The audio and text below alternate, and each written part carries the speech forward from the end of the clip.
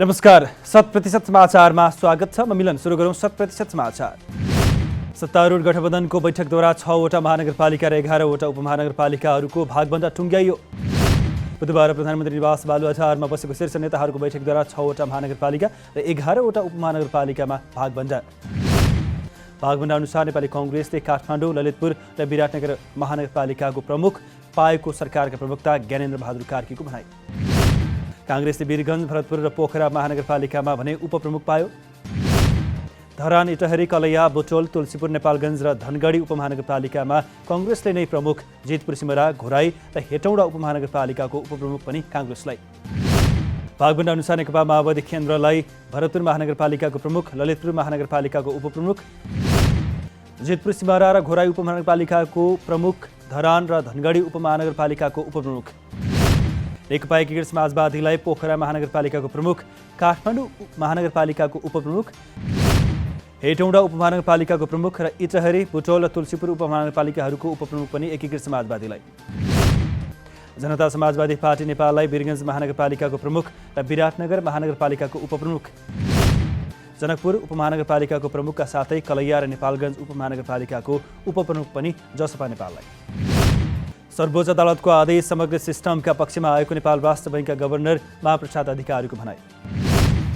मङ्गलबार सर्वोच्च अदालतको आदेशबाट निलम्बन फुकुवा भएसँगै आफ्नो पदीय जिम्मेवारी सम्हाल्न अधिकारी बुधबार राष्ट्र बैङ्कमा। निलम्बन पछिका दिनमा आफ्नो पक्षमा भन्दा पनि समग्र प्रणालीका पक्षमा बोलिदिनेहरूप्रति आभार व्यक्त। सर्वोच्चको अल्पकालीन अन्तरिम आदेश प्रणालीको पक्षमा आएको भन्दै गभर्नर अधिकारीद्वारा आगामी दिनमा आउने आदेश पनि आफ्नो पक्षमा आउने आशा व्यक्त। आफूले पेश गरेको निवेदनमाथि थप सुनवाई गर्दै जाँदा नेपाल राष्ट्र बैङ्क केन्द्रीय बैङ्कको स्वायत्तता, मौद्रिक नीति, मौद्रिक स्थायित्व, आर्थिक स्थायित्व सम्बन्धमा यसरी नै सन्देशहरू आउने आशा व्यक्त। चैत 24 गतेको मन्त्री परिषद बैठकद्वारा गभर्नर अधिकारीलाई निलम्बित। गभर्नर अधिकारी विरुद्ध विभिन्न आरोप लगाउँदै मन्त्री परिषदले पूर्व न्यायाधीशको अध्यक्षतामा छानबिन समिति गठन गरेसँगै निलम्बनमा। गभर्नर अधिकारीद्वारा वैशाख 4 गते आइतबार सर्वोच्च अदालतमा रिट निवेदन। नेपाली काङ्ग्रेस कम्युनिस्ट पार्टीहरूसँग डराएर जानुपर्ने स्थितिलाई अन्त्य गर्नुपर्ने नेपाली काङ्ग्रेसका महामन्त्री गगन थापाको भनाइ। नेपालको राजनीतिमा कम्युनिस्टहरूको दोहोरो चरित्र बारम्बार देखिएकोले अहिले काङ्ग्रेसले त्यसलाई बिर्सिएर तालमेल गर्नु उचित नहुने महामन्त्री थापाको जिकिर। काङ्ग्रेससँग रहेका 32 लाख मतदाताभन्दा माथि बढाउन नसक्ने सोचाइ राखेर अघि बढ्ने भने हरेक पटक नेपाली काङ्ग्रेस कम्युनिस्टहरूसँग डराएर बस्नुपर्ने बाध्यता सिर्जना हुने दावी। यदि सबै क्षेत्रमा काङ्ग्रेस हार्छ भन्ने सोचाइले अघि बढेमा बारम्बार कम्युनिस्ट पार्टीहरूले तर्साउने भनाइ। नेपालका सबै कम्युनिस्टहरू एकै ठाउँमा हुँदा पनि एक्लै चुनाव लड्न सक्ने काङ्ग्रेस बनाउने आफ्नो लक्ष्य रहेको दावी। राष्ट्रिय प्रजातन्त्र पार्टी राप्रपाद्वारा वैशाख 30 गते हुने स्थानीय तह निर्वाचनका लागि घोषणापत्र सार्वजनिक। घोषणापत्र अनुसार शिक्षा, स्वास्थ्य, कृषि तथा पशु, खानेपानी, कर व्यवस्था, युवा तथा खेलकुद लगायतका विषयमा पार्टीले गर्न सक्ने कामका सन्दर्भमा स्पष्ट। हाल कायम स्थानीय करको दर परिमार्जन गरी 50% स्थानीय कर कटौती गरेर न्यूनतम करको व्यवस्था गर्ने राप्रपाले घोषणा। स्थानीय तहले जताभावी कर असुलेको गुनासो आइरहेको बेला राप्रपाद्वारा करको दर घटाउने घोषणा। रोजगारमूलक उद्योग स्थापना गर्नेलाई भौतिक पूर्वाधार निर्माणमा सहयोग तथा 10% स्थानीय कर छुट दिने घोषणा। महिलाद्वारा सञ्चालित साना तथा घरेलु उद्योग व्यवसायमा 12% स्थानीय कर छुट दिने पनि राप्रपाको घोषणापत्रमा उल्लेख। सबै नागरिकलाई निःशुल्क स्वास्थ्य बिमा गर्ने, सुत्केरी सेवा तथा निम्न आय भएका सुत्केरीलाई 3 महिनासम्म मासिक रूपमा 3000 भत्ता दिने घोषणा। प्रत्येक किशोरीलाई पाठेघर क्यान्सर विरुद्धको खोप दिने जस्ता कार्यक्रम पनि राप्रपाको घोषणापत्रमा समावेश। सत्तारूढ गठबन्धन बीच पोखरा महानगरपालिकाको मेयर पद एकीकृत समाजवादीलाई दिने सहमतिपछि नेपाली काङ्ग्रेस कास्की कार्यालयमा तालाबन्दी। काङ्ग्रेसको पोखरा महानगर समितिद्वारा जिल्ला कार्यालयमा तालाबन्दी। महानगरका सचिव टोबराज वास्तोला र गणेश बहादुर थापाद्वारा संयुक्त विज्ञप्ति जारी गरी जिल्ला कार्य समितिसँगै मात्रै सोधेर पोखराको मेयर एकीकृत समाजवादीलाई सुम्पेको भन्दै आत्मसम्मानमा चोट पुगेको भनाइ। सत्ताभन्दा माथि उठेर आम कार्यकर्ताको मनोभावना उच्च राख्न महानगरले जिल्लाको पार्टी कार्यालयमा गर्यो तालाबन्दी। आगामी दिनमा अपनाइने सङ्घर्षका कार्यक्रममा आम सहमति रहने अपेक्षा गर्दै ध्यानाकर्षण पत्र जिल्ला कार्य समिति एवं गण्डकी प्रदेश कार्य समितिमा पेश। बहुक्षेत्रीय प्राविधिक तथा आर्थिक सहयोगका लागि बङ्गाल खाडीको प्रयास बिमस्टेक ऊर्जा मन्त्रीहरूको तेस्रो बैठक सम्पन्न। बुधबार काठमाडौँमा भर्चुअल रूपमा भएको बैठकमा ऊर्जा, जलस्रोत तथा सिँचाइ मन्त्री पम्पा भुषालद्वारा ऊर्जा सुरक्षाका लागि सामूहिक प्रतिबद्धता अपरिहार्य भएकोमा जोड। बिमस्टेक मुलुकका करिब 1 अर्ब 70 करोड जनताको भविष्यलाई दृष्टिगत गरी ऊर्जा क्षेत्रले सामना गरिरहेका गम्भीर समस्यालाई सम्बोधन गर्न पारस्परिक विश्वास लिनुपर्नेमा भुषालको जोड। ऊर्जाको लागि पर्याप्त वित्त परिचालनका साथै प्रविधि हस्तान्तरणलाई बढावा दिनुपर्नेमा ऊर्जा मन्त्री भुषालको जोड। ऊर्जा मन्त्री स्तरीय बैठकद्वारा 12 बुँदे संयुक्त वक्तव्य जारी। ग्रिड इन्टरकनेक्सन कोअर्डिनेसन कमिटी BGICC स्थापना गर्ने बैठकको निर्णय। यसअघि भएको विद्युतीय प्रसारण लाइन सम्बन्धी समझदारी पत्रको कार्यान्वयन गर्ने पनि बैठकमा प्रतिबद्धता। एसियाली विकास बैङ्कको सहयोगमा बिमस्टेक ग्रिड इन्टरकनेक्सन गृह योजना बनाउन बैठकद्वारा BGICCलाई निर्देशन। विश्व स्वास्थ्य सङ्गठन WHO का महानिर्देशक डाक्टर टेड्रोस अधानोम घेब्रेयेसस 3 दिने नेपाल भ्रमणको सिलसिलामा बिहीबार काठमाडौँ आउँदै। स्वास्थ्य तथा जनसङ्ख्या मन्त्री विनोद खतिवडाको निमन्त्रणामा टेड्रोस नेपाल आउने। वैशाख 8 देखि 10 गतेसम्म टेड्रोस नेपालको भ्रमण गर्ने परराष्ट्र मन्त्रालयद्वारा जानकारी। भ्रमण टोलीमा WHO का दक्षिण पूर्व एसिया क्षेत्रीय कार्यालयका निर्देशक डाक्टर पुनम क्षेत्रपाल सिंह र WHO का अन्य पदाधिकारीहरू पनि सहभागी हुने। नेपाल भ्रमणमा रहँदा महानिर्देशक घेब्रेयेससले राष्ट्रपति विद्यादेवी भण्डारी, प्रधानमन्त्री शेरबहादुर देउबा र राष्ट्रिय सभाका अध्यक्ष गणेश प्रसाद तिमसेनासँग शिष्टाचार भेटघाट गर्ने। परराष्ट्र मन्त्री डाक्टर नारायण खड्का र स्वास्थ्य तथा जनसङ्ख्या मन्त्री विनोद खतिवडासँग पनि भेट गर्ने परराष्ट्रद्वारा जानकारी। कोशी सम्झौता गरेको भारत सरकारले सडक निर्माण गर्न ध्यान नदिएको भन्दै सप्तरीको सीमावर्ती क्षेत्रका बासिन्दाद्वारा प्रदर्शन। कोशी पश्चिमी नहरको ढिल भएर निर्माण गरिएको बाटो दिन प्रतिदिन जीर्ण बन्दै गएको र धुलो तथा हिलोका कारण जनजीवन प्रभावित भइरहेको भनाइ। वडा अध्यक्ष उमेश यादवको अगुवाईमा स्थानीय बासिन्दाद्वारा प्लेकार्डसहित नाराबाजी गर्ने प्रदर्शन। मंगलबार राति भएको वर्षाका कारण हिलामी सडकमा प्रदर्शन गर्दै कोशी सम्झौता खारेजमा।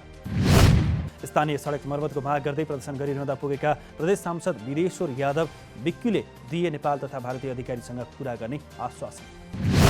चाँडै सडक मर्मत गर्नेतर्फ ध्यान नदिए आफूहरू चरणबद्ध आन्दोलनमा उत्रने वडा अध्यक्ष यादवको चेतावनी। साझा प्रकाशनले नयाँ वर्ष 2079 को अवसरमा गरेको विशेष पुस्तक प्रदर्शनी जारी। साझा प्रकाशनद्वारा नयाँ वर्ष 2079 को अवसर पारेर वैशाख 1 गतेदेखि देशभर विशेष पुस्तक प्रदर्शनी। प्रदर्शनीमा साझा प्रकाशनले प्रकाशन गरेका पुस्तकहरू विशेष छुटका साथमा बिक्री वितरण। पाठकले खोजेका विभिन्न विधाका पुस्तकहरू पाठकको हातमा पुर्याउने उद्देश्यले प्रदर्शनीको आयोजना गरिएको साझा प्रकाशनका प्रवक्ता होमनाथ भट्टराईको भनाइ। प्रदर्शनी काठमाडौँ उपत्यकाभित्र साझा प्रकाशन केन्द्रीय कार्यालय पुल्चोक, प्रदर्शनी मार्गमा र प्रज्ञा प्रतिष्ठानसँगको सहकार्यमा प्रज्ञा प्रतिष्ठानमा जारी। देशभरमा रहेका साझा प्रकाशनहरूको शाखा कार्यालयहरू धरान, बिर्तामोड, विराटनगर, राजविराज, जनकपुर, त्रिशुली, चितवन, भरतपुर, दाङ, बुटोल, पोखरा र धनगढीमा समेत प्रदर्शनी। विशेष पुस्तक प्रदर्शनी वैशाख 15 गतेसम्म चल्ने साझा प्रकाशनको भनाइ। पुस्तक प्रदर्शनीको 6औं दिनसम्ममा पुस्तक बिक्री मार्फत 6,50,000 रुपियाँ सङ्कलन गरिएको प्रवक्ता भट्टराईको भनाइ। कम्प्युटर एसोसिएसन नेपालद्वारा बुधबार वैशाख 7 गतेदेखि 12 गतेसम्म हुने क्यान इन्फोटेक 2022 को उद्घाटन सम्पन्न। सूचना तथा सञ्चार प्रविधिको क्षेत्रमा भएको नवीनतम विकास र परिवर्तनका बारे जानकारी दिने उद्देश्यले क्यान इन्फोटेक आयोजना। क्यान इन्फोटेक 2022 बुधबार वैशाख 7 देखि आगामी 12 गतेसम्म काठमाडौँको ब्रिकुटी मण्डपमा 6 दिनसम्म आयोजना हुँदै। IMEP इन्फोटेक 2022 सूचना तथा सञ्चार प्रविधि र मनोरञ्जन सम्बन्धी देशको एकमात्र प्रदर्शनी। क्यान इन्फोटेकको यो संस्करणमा विश्वव्यापी रूपमा सहभागिता हुन सक्ने गरी भर्चुअल प्रदर्शनीको समेत व्यवस्था। पछिल्लो समय सूचना तथा प्रविधिको क्षेत्रमा युवाहरू निकै सक्रिय। विश्वव्यापी कोरोना महामारीका कारणले प्रविधिको प्रयोग बढ्नुका साथसाथै महत्त्व पनि बढ्दै, जसमा ब्रान्डिङ, स्टार्टअप र इनोभेसन तथा प्रोडक्ट लन्चिङ र ई-गभर्नेन्सलाई प्राथमिकतामा। 170 वटा स्टल रहेको उक्त प्रदर्शनीमा देशका धेरै अवलोकनकर्ता आउने अपेक्षा। नेपाल स्टक एक्सचेन्ज नेप्सेको कारोबार अवधिमा फ्लोर सेट हेर्ने सुविधा बुधबारबाट बन्द।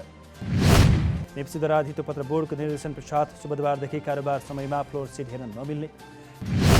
कारोबार समयमा नै फ्लोर सिट मार्फत कारोबारमा संलग्न धितोपत्र दलाल व्यवसायी तथा धितोपत्र व्यापारीको क्रम सङ्ख्या खुल्ने विवरण प्रभाव हुने भएकोले हेर्न बन्द। अब लगानीकर्ताहरूले कारोबार चलिरहेको समयमा कुन ब्रोकरबाट कुन सेयर कति मात्रामा किनबेच भयो भन्ने विवरण हेर्न नपाउने। फ्लोर सिट हेर्न नपाइने भएपछि बजारमा अनधिकृत सेयर किनबेचमा चलखेल पनि रोकिने विश्वास। बोर्डद्वारा बजार सञ्चालन नियमावली 2064 को नियमन 27 को उपनियम 4 को प्रतिकूल नहुने गरी उक्त विवरण कारोबार समय पश्चात प्रवाह गर्ने व्यवस्था गर्न नेप्सेलाई निर्देशन। रुसको रक्षा मन्त्रालयद्वारा घेराबन्दीमा रहेको सहर मारियोपोलमा रहेको युक्रेनी सुरक्षाकर्मीलाई आत्मसमर्पण गर्न फेरि अल्टिमेटम। रुसी रक्षा मन्त्रालयद्वारा युक्रेन राष्ट्रवादी लडाकु र विदेशी लडाकुलाई बुधबार बेलुकासम्ममा हतियार बिसाएर आत्मसमर्पण गर्न अल्टिमेटम। हालसम्म कुनै पनि युक्रेनी सैनिक वा सुरक्षाकर्मीले हतियार बिसाएर आत्मसमर्पण नगरेको रुसी रक्षा मन्त्रालयको दावी। रुसको साथ पाएका लडाकुहरूद्वारा मारियोपोलको एजोभस्ताल स्टिल वर्कमा रहेका युक्रेनी सैनिक र सर्वसाधारणमाथि आक्रमणको प्रयास।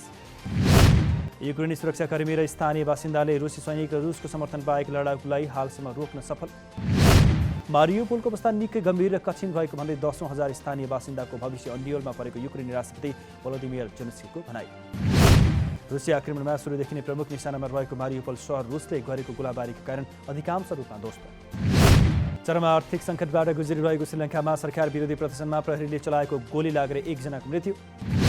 प्रहरीले चलाएको गोली लागेर 14 जना घाइते भएको बीबीसीद्वारा जानकारी। घटनामा 10 प्रहरी पनि घाइते, उनीहरू सबैलाई केगले अस्पतालमा भर्ना गरियो। घटना श्रीलङ्काको रामबुकाना सहरमा 15 घण्टादेखि प्रदर्शनमा उत्रिएका प्रदर्शनकारीलाई तितर-बितर पार्न प्रहरीद्वारा गोली प्रहार। अर्को सूचना जारी नभएसम्मका लागि रामबुकानामा कर्फ्यू लगाइएको पनि प्रहरीको भनाई। मुलुकको असाधारण आर्थिक मन्दीको विरुद्धमा देशका विभिन्न स्थानमा विरोध प्रदर्शन।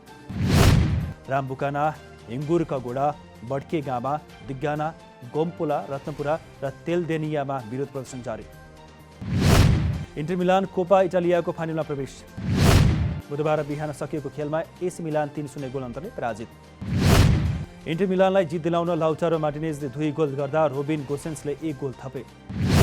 4औं मिनेटमा मार्टिनेजले गोल गर्दै अग्रता दिलाए। 40औं मिनेटमा मार्टिनेजले नै गोल गरेपछि अग्रता दोब्बर। 82औं मिनेटमा गोसेन्सले गोल गरेपछि इन्टर मिलान 3-0 गोलका साथ फाइनलमा स्थान बनाउन सफल। इन्टर मिलानले अब उपाधिका लागि फियोरेन्टिना र युभेन्टस बीचको विजेतासँग खेल्ने। 100% समाचार अहिलेलाई यति नै। नमस्कार।